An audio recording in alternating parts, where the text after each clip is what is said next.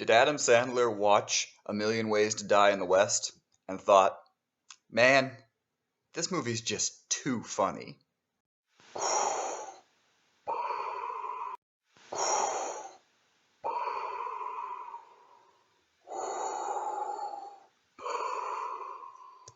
The Ridiculous Six. Adam Sandler's move to Netflix. It's about what you would expect. I'm not an Adam Sandler fan. I know a lot of people even love his original, his old stuff. I can see that. I don't hate a lot of his older movies, but even at the same point, I don't think any of them are particularly good. They're Oscar-winning material compared to what he's brought out for the last decade almost now. But I've never been an Adam Sandler fan. I've never really cared for any of his movies. There's a few here and there where I'm like, yeah, that's pretty good. I like that movie. But as a whole collection, his company, his movies, they're just the lowest form of comedy. And Ridiculous Six just is that. There's a premise here. There is an absolute premise here that would be outstanding if put in the right hands. The idea of kind of a weird parody type of thing that, Mel Brooks type comedy could have done. You give a weird parody of six brothers from different mothers who all band together to try to save their father. There's a really funny parody on the Western genre that could have been done. However, it does not exist in this movie. As I have said before, when I'm reviewing something that is bad, I like to try to pinpoint what is good first.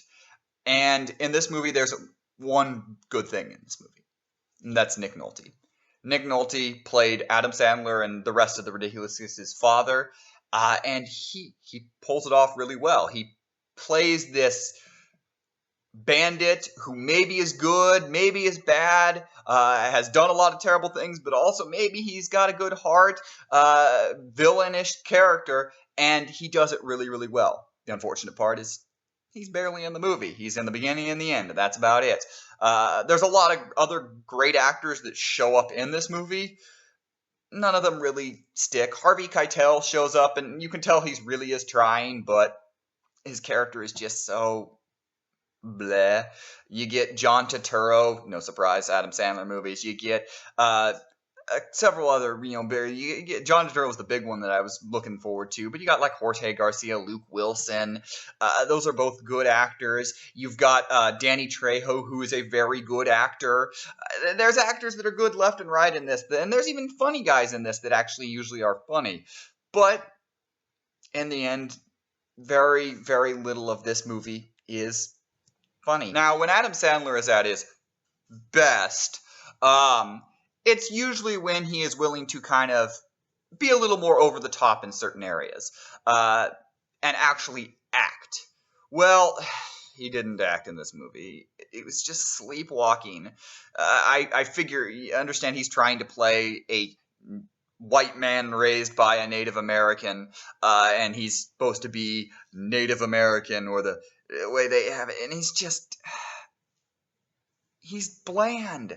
There's nothing to his character. He has some little revenge angle, or he has strangely unexplained superpowers other than just saying, that's some mystical shit that you got there. That's about the explanation of somehow he's got like super speed and can turn himself into a tumbleweed or other stupid things just to kind of move the plot or to make a funny joke.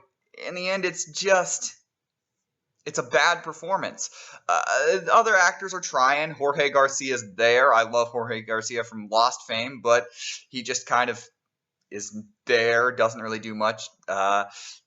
Rob Schneider, like always, is in an Adam Sandler movie and is Rob Schneider. This time we've got super Mexican Rob Schneider with his pooping burro, and they go back to that gag over and over and over again, and it's so painfully bad.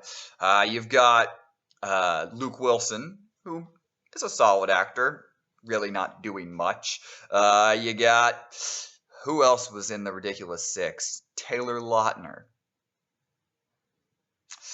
This movie and this Taylor Lautner almost made me wish for this Taylor Lautner. Gosh. I could honestly spend the next 30 minutes talking about how much I hated this movie and how I am angry at myself for even subjecting myself to it. But instead, I'm just going to say, you have Netflix? Don't click watch. If you think about clicking watch, delete your Netflix account. It's not worth it. Don't ever come back to this. Don't support Adam Sandler in any way. There's just so much wrong with this movie, and what is bad in comedies is what this movie is. It's unfunny. It's fairly racist in a lot of ways. It's just a disaster. It's bad from beginning to end, and despite Nick Nolte's heroic efforts, you get nothing.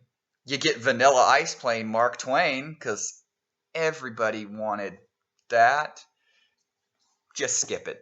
Please, for the love of God, just skip it. So what did you guys think? Has anyone here watched it? Are you right in agreeing that I'm absolutely hating it? Or are you somebody who absolutely loves Adam Sandler and wants to tell me why I'm wrong? Let me know in the comments below. And as always, like this video, subscribe to the channel. And I am Shawn Rebman, aka the cheesily named Darth Shawn. And may the Force be with you. Always.